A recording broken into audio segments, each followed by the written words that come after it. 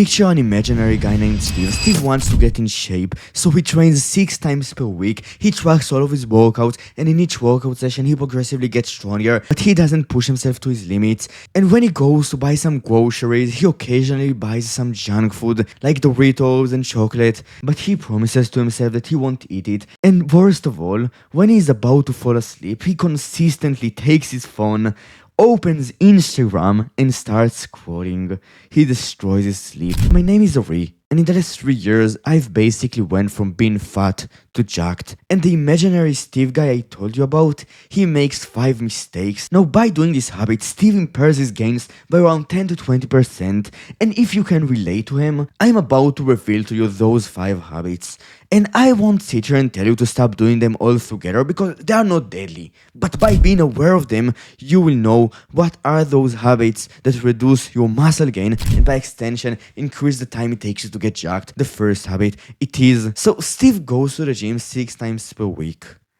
When he trains, he tracks all of his workouts, and he consistently progressively gets stronger. No bad habit here, right? But when he trains, even though he tracks progressive overload, even though he tries to get stronger between the weeks, he does not train intensely. Like, his intensity is alright, he gets to an area of 4 to 3, but in general, he doesn't get close to muscular failure. And as you probably know, if you are somewhat into training, getting to muscular failure is one of the most important things one can do to improve gains, especially to get to those really close to muscular failure reps. If you don't know what muscular failure is, it's basically those reps that you just can't complete because you are not strong enough.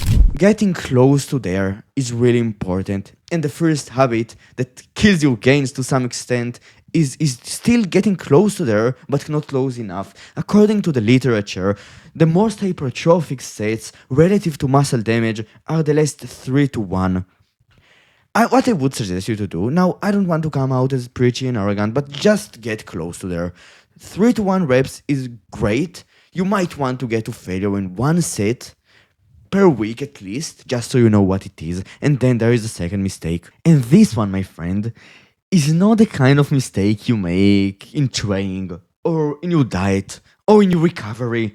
It is a mistake when it comes to mentality. And it is watching way too many motivational videos. Now, at first it might seem not harmful at all. Like, Steve doesn't even do it. Like, really, what the fuck? Watching motivational videos is great. Even you upload them to YouTube. So the main theme in motivational videos is usually a transformation. If not a transformation, it is a motivational speech. Those things are not harmful at all. Right, motivation is great, having some motivation is great, but when you watch too many of them, 2 bad things can happen. The first one, and you have probably experienced it, and then I've experienced it myself, so I talk from freaking experience. When I watched way too many motivational videos like a few months ago, I got so desensitized towards physiques. I got body dysmorphia, and having body dysmorphia is not inherently bad for gains, but it's not nice to look at yourself in the mirror and feel bad about your body, even though you look pretty good. I will put some photos of me back in those days on the screen. Like, that's one of the byproducts of watching way too many of those motivational videos. Another one, and worse one, is getting desensitized to desire. It is getting hyper-stimulated. Those videos, they're really stimulating. Like, they're hyper-stimulating. And guess what?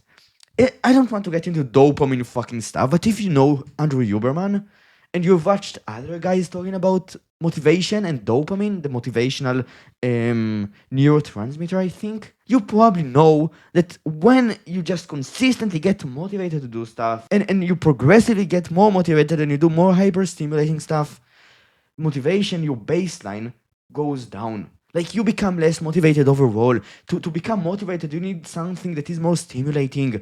And guess what? In some way, at first you will feel motivated to go and train from a motivational video, but as you will watch them, as I had watched them, you will lose it. You will lose the spark. What's too many? It's like more than 30 minutes of motivational videos per day. You might want to keep this habit. Again, this is not me preaching to you to stop watching them. You do you, right? And then there is the third habit. And this one, it's the way to avoid like binging on your diet. It's the way to like guarantee not binging on your diet. What's the way to guarantee not binging on your diet, like not cheating on it, not eating too many junk, too many bad foods that destroy your progress, especially with weight loss. It is not having access to those foods in the first place. How do you remove your access to them? You just don't buy them to your house. The mistake is having them accessible to you. The way to avoid it is to not buy them in the first place. It is to realize that when you are there, when you buy groceries, when you see like this food you really like, you need to realize that buying it is bad. Because when you buy it, you might say to yourself, oh, I will buy it, I won't touch it. This is the reward I will have, and I will meet my calorie goals. I will control portion size. You need to realize that it is very hard to control portion size. And if you're the kind of person who can do it, then do it, right? Fucking do you. If it works, it works. But if you're the kind of guy who just binge on them when you start, it's very hard to stop, and then you eat more, and I'm that kind of person, then you might as well not get them in the first place. And then there is a fourth habit, and it is being on your phone before falling asleep. And this one is a pretty damn deadly one. What's the prerequisite to falling asleep? It is not being stimulated.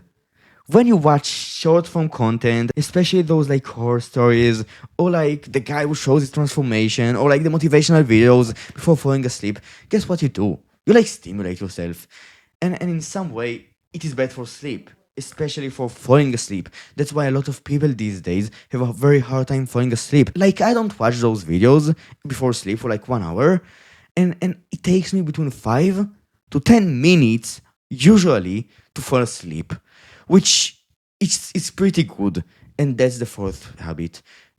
A better sleep equals more gains, so we might as well take care of it this way. And then there is the fifth one, and it is what I told you about Steve in the first place. It is that he trains 6 times per week. The thing about Steve is that he doesn't have the capacity to train 6 times per week. The only reason to why he does so is because he's really motivated to get results. What I didn't tell you about Steve is that after a few months, he both loses motivation and he can't really do it, like train this way, so he quits. You need to find the kind of workout plan you can actually stick to. Like, you know for certainty you can stick to, because consistency is, at the end of the day, is key. And right, find it, use it, do it, and if you can stick to it easily, make it harder. And that's basically it. If you want to get my one-on-one coaching in the description and other free stuff in the description.